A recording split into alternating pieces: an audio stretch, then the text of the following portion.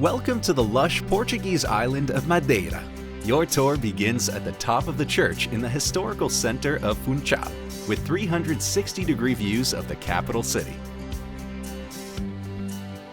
Built by Jesuit missionaries, the ornate Church of St. John the Evangelist is among the most beautiful Portuguese churches of its time. It's decorated with gilded wood and contains valuable altarpieces. The church stands on a significant historical square. Right next to it is a beautiful 18th century town hall, and opposite the church is the former bishop's palace, which houses the Museum of Sacred Art, one of the oldest and best preserved museums in the city. Placa Central is a historical and cultural center of Funchal, where celebrations and fairs take place throughout the year. The white wall in front of you is part of the São Lourenço Palace. It's used by the Prime Minister as his residence, and the fortress holds a military exhibition. The cathedral, originally a church, dates back to the 15th century when first colonists arrived on the Green Island. It was constructed using blocks of volcanic rocks. Funchal's promenade allows you to enjoy views of the Atlantic and hills towering above the city. This area along the seashore is designed for relaxation as well as for sports and games. Rua do Tour Fernão de Ornelas is one of the most iconic shopping streets in Funchal. In 2019, the busy street was reopened as a pedestrian area to be more accessible for both locals and tourists. The farmers market in Funchal sells everything from fresh fruit and vegetables to flowers and weave baskets and embroidery. The facade has large panels of tiles painted with local motifs, known as azulejos.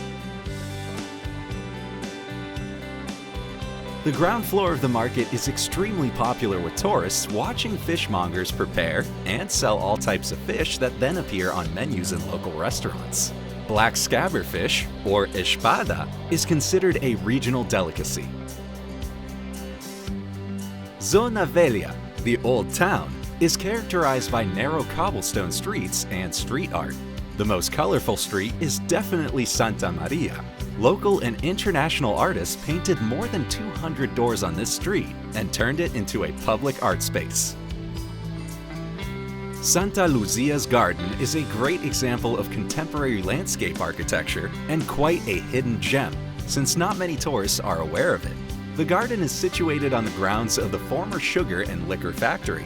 That's why the chimney is looming above the park. Funchal's botanical garden is home to an extensive variety of plants from all continents. Its showpiece is without doubts the impressive mosaic garden, a feast for the eyes at any season. The most important pilgrimage site in Madeira is located in the suburb of Monte, about 500 meters above Funchal. The church is dedicated to Our Lady of Monte, the patron saint of Funchal. The interior is remarkable, with all the gold and silver decoration and elegant chandeliers that date back to the period of the first settlement. The enormous statue of Christ the King is placed on a high pedestal overlooking the ocean east of Funchal. It's dedicated to all deceased non-Catholics who used to be thrown off this cliff until the 18th century when they were finally allowed to be buried on the island. Since there are no natural sandy beaches in Madeira, a few of them were created artificially with sand imported from North Africa. The popular Praia de Machico lies on the eastern shore of the island and stretches for approximately 120 meters. Porto da Cruz is a small village on the northeast coast of the island. It's especially popular among surfers and sunbathers, who come here to enjoy the state-of-the-art bathing complex. Madeira is best known for its fortified wine, but it has a long history of rum production as well. Back in the day, the island was actually the biggest exporter of sugar in the world, and there were around 50 rum distilleries across the small island. Nowadays, there's only a handful of distilleries left. This historic distillery in Porta da Cruz dates back to 1927, when sugar production made its comeback. It's the only distillery in Europe that still uses steam engines. Traditional houses in Madeira were built from wood and straw. The typical thatched triangular roofs can be seen throughout the island, but the best preserved structures are in the village of Santana. São Vicente is a small village located on the northern coast of Madeira. It boasts a small unique chapel built on top of a hill, overlooking the entire valley and the village. The tower has a clock on each side of the tower.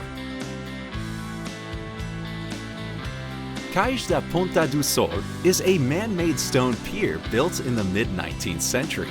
For about 100 years, it was the widest and safest pier on the southwest coast of Madeira. Ribeira Brava is one of the oldest settlements in Madeira.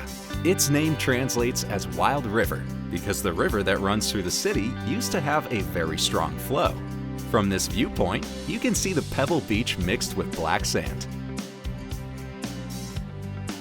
The lovely São Bento Church is situated in the very center of Ribeira Brava. The church is well preserved and holds valuable paintings, sculptures, and jewelry.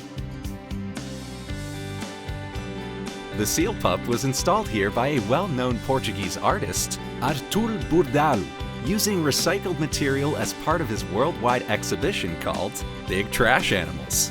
This is probably the most famous mural in Madeira, but there's a lot more to discover in other towns across the island. Your tour of Madeira ends at the Cabo Girau Skywalk, the highest cliff skywalk in Europe. It offers wonderful views of the coastline, the nearby fishing village Camara de Lobos, and the capital city of Funchal in the distance.